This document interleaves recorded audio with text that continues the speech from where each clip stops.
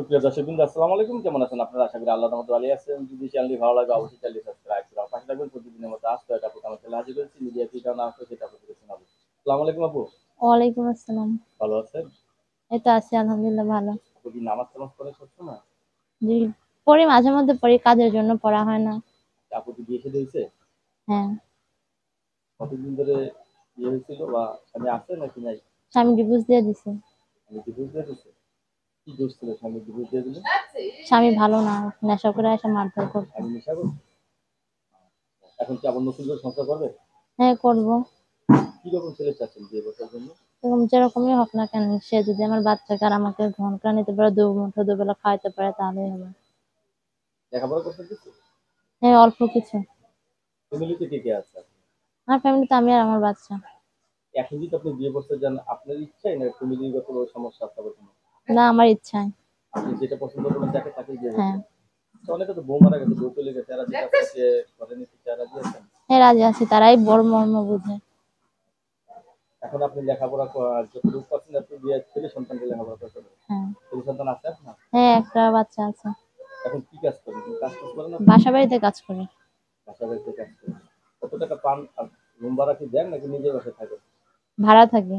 ভাড়া থাকেন না? হ্যাঁ। কত টাকা ভাড়া দেন? 1500। এই যে ঘর ভাড়া দিচ্ছেন, একটা আপনার মহিলা মানুষের টেনশন, স্বামী থাকলে তো টেনশন থাকে। টেনশন হতো না, হ্যাঁ। আচ্ছা, না, সেজন্যই তো প্রতিবেদনের সামনে আসছে, যদি ভালো একজন মনের মানুষ পাই যে আমার আমার বাচ্চার দায়িত্ব নিয়ে আমাদের পাশে থাকবে, ভালো মন্দ দুবেলা দুমুঠো খাওয়াবে, এরকম একজন মানুষ চাইতেছে। প্রবাসী ভাইদের কেমন লাগে আপনার? প্রবাসী হোক বা বাংলাদেশি হোক, সেটা বড় কথা না, যদি তার মন মানসিকতা ভালো থাকে তাহলে সব ভালো। প্রবাসী হোক বাংলাদেশী হোক, সেটা সেটা আপনার কথা না, তার মনটা ভালো হতে হবে, হুম। সংসার করার মন থাকতে হ্যাঁ, হবে, ঠিক সংসার আছে? করার মন থাকতে হবে। আচ্ছা, রাত্রে স্বামী কয়টায় বাসায় আসলে আপনি খুশি হবেন? সকাল সকাল আসলেই ভালো লাগে নাকি? হ্যাঁ। হ্যাঁ? বাজে আড্ডা তো স্বামী পছন্দ করেন না। না, কত? না। আচ্ছা, বয়স্ক লোকদের বিয়ে করবেন যে বউ চলে গেছে, বউ হ্যাঁ, মারা করবো, গেছে? অবশ্যই করবো, করবো না কেন, করবেন। তারাই তো এদের বড় কথা, মর্ম বুঝে।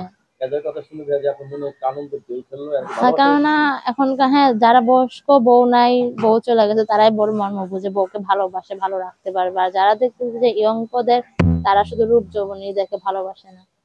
আচ্ছা, এখন কি ঢাকা শহরে থাকেন নাকি গ্রামের সাইডে থাকেন? একটু ঢাকা শহরেই থাকে। ঢাকা শহরে থাকেন না? আপনি হ্যাঁ। কটায় আসেন বাসায়? এটা বিকাল 5টা 6টা এরকম হয় আসতে, কাজের ৫টা থেকে। ৬টা বেজে যায় হ্যাঁ। আসতে আসতে না? তারপর হচ্ছে রান্না বান্না করেন না? হ্যাঁ। আচ্ছা। তো দর্শক, আমরা যে জিনিসটা আপনার কাছে জানতে পারলাম, আপু অনেকদিন ধরে স্বামী ছাড়া, বাবা মা দিছিল বিয়েটা নাকি তুমি করছিলেন? বাবা মাই দিয়ে যাক, দিছিল। এখন আপু সেই সংসারটা থেকে নেই, এখন নতুন করে সংসার করতে চাচ্ছেন। যে ছেলে যে রকমই হোক তার মনটা ভালো হতে হবে, তার সংসারে একটা মন থাকতে হবে, ঠিক হ্যাঁ। আছে? সেরকম ছেলে পেলে আপনি বিয়ে করবেন না? আপনার কাছে ধন্যবাদ। আমার চ্যানেল সম্বন্ধে জন্য পরবর্তী দিনে অবশ্যই